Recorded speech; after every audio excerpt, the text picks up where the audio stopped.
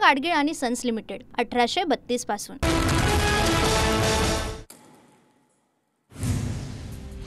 उद्या इंडिया आघाडीचा केंद्रीय निवडणूक आयोगाच्या कार्यालयावर मोर्चा धडकणार। राहुल गांधी मतचोरीच्या दाव्यानंतर देशभरात निवडणूक आयोगाविरोधात वातावरण तापायला सुरुवात।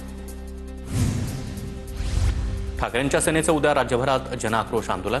राज्यभरातील जिल्हाधिकारी कार्यालयांसमोर उग्र आंदोलन करण्याचा इशारा। उद्धव ठाकरे देखील आंदोलनात सहभागी होणार। बेस्ट पतपेढीच्या निवडणुकीसाठी ठाकरे बंधूंची युती। मनसे आणि ठाकरेंच्या सेनेकडून आजपासून एकत्र प्रचार। गोरेगावमध्ये सायंकाळी 5 वाजता कार्यकर्ता मेळावा। विधानसभा निवडणुकीवेळी 2 माणसं भेटली। 160 जागा निवडून आणण्याची गॅरंटी देत होते, मात्र मी आणि राहुल गांधींनी हा मार्ग नाकारला। शरद पवारांचा मोठा गौप्यस्फोट। राहुल गांधींसारख्या कपोलकल्पित कहाण्या आता शरद पवार देखील सांगू लागले। पवारांवर राहुल गांधींच्या भेटीचा परिणाम। पवारांना 2 माणसं भेटल्याच्या दाव्यावर मुख्यमंत्री फडणवीसांचा टोला।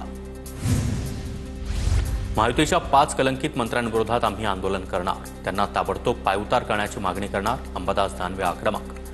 संजय गायकवाड, योगेश कदम, माणिकराव कोकाटे, भरत गोगावले, गुलाबराव पाटलांविरोधात आंदोलन करणार असल्याची माहिती। अमरनाथमध्ये मनसेला मोठा धक्का। मनसेच्या जिल्हा संघटक, शहराध्यक्ष आणि शहर संघटकांचा शिंदेंच्या शिवसेनेत पक्षप्रवेश। राहुल गांधींनी निवडणूक आयोगावर आक्षेप घेतला, मग भाजप आणि मुख्यमंत्र्यांनी उत्तर देण्याची गरज काय? राहुल गांधींच्या प्रश्नांना आयोगानं उत्तर द्यावं, शरद पवार यांचा निशाणा। शरद पवारांच्या दाव्यामध्ये तथ्य असेल। निवडणूक आयोगावर टीका केली की भाजपला झोंबतं, आदित्य ठाकरे यांची टीका। एकनाथ शिंदे कधी बोलत नाहीत, मात्र शिंदेंचा पुढचा मार्ग कसा असेल याचा अंदाज लवकरच येईल। एकनाथ शिंदेंच्या दिल्ली दौऱ्यावर शरद पवारांचं वक्तव्य।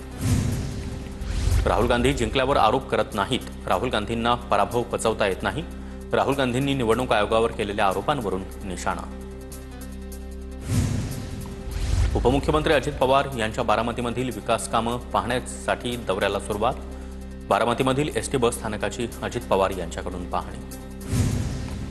राज्यामध्ये विद्यार्थ्यांसाठी 120 ठिकाणी वसतिगृह उभारणार। 25,000 निवासी सुविधा उपलब्ध होणार। संजय शिरसाट यांची घोषणा। बुलढाण्यामध्ये वाळू माफियांविरोधात महसूल मंत्री ॲक्शन मोडवर। अवैध वाळू उत्खनन करणाऱ्यांवर एमपीडी अंतर्गत कारवाई करा, चंद्रशेखर बावनकुळेंचे निर्देश। शिवसेनेकडून श्रीनगरमध्ये महारक्तदान शिबिराचं आयोजन। उपमुख्यमंत्री एकनाथ शिंदे आज श्रीनगरमध्ये दाखल होणार। गाडगीळ आणि सन्स लिमिटेड 1832 पासून।